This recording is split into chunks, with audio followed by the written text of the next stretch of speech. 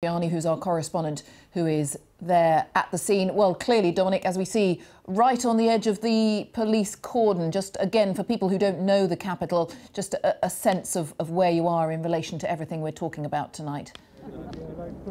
Yeah, that's right. We're right on the edge of the police cordon here. So we're about 100 metres up from the Oxford Circus tube entrances where this incident began.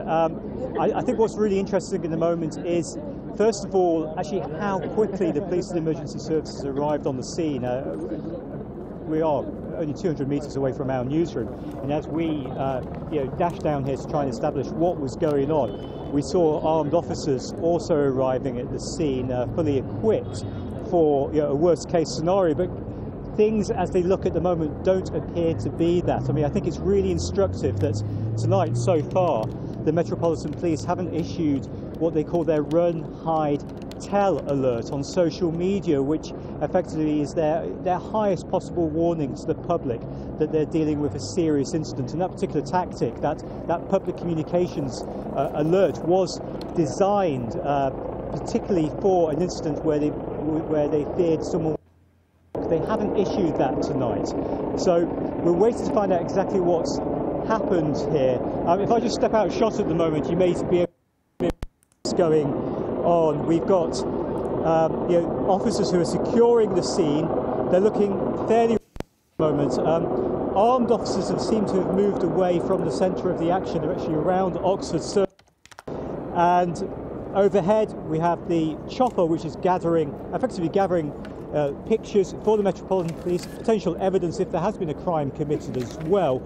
But effectively the tactic at the moment is to keep everything on lockdown, and I think it's perhaps useful also if I just come back into shot, it's useful to draw a comparison between this and previous incidents. A couple of weeks back, by coincidence, I was actually on shift on a Saturday when we had the false alarm at the Natural History Museum. Who saw that on that Saturday may remember that there was a taxi which mounted the pavement and was involved in a number of collisions. Now, the response on that afternoon was quite extraordinary, how quickly the police arrived at the scene. And at the time, because of the nature of the incident, a car which could have been used as a weapon, that's their worst-case scenario in many respects at the moment, they were treating it as a potential terrorist incident. So the lockdown, the cordon was far greater than currently at the moment, and given that the police are stressing that there is no evidence, they haven't had any evidence fired, and they haven't issued their high-level run, hide and tell alerts. I think that's perhaps indicative of the uncertainty around this, but also an important moment to stress that there is potentially no need to actually panic at the moment about this.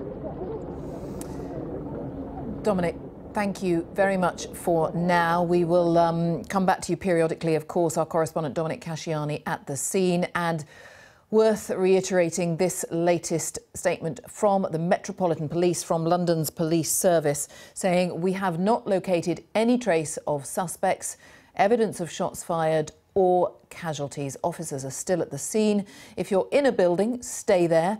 If you're on the street in the Oxford Street area, please leave that area. Officers are continuing to search, and the Metropolitan Police and the British Transport Police keeping us up to date all the time, as is our Home Affairs correspondent Tom Simons, who is with me.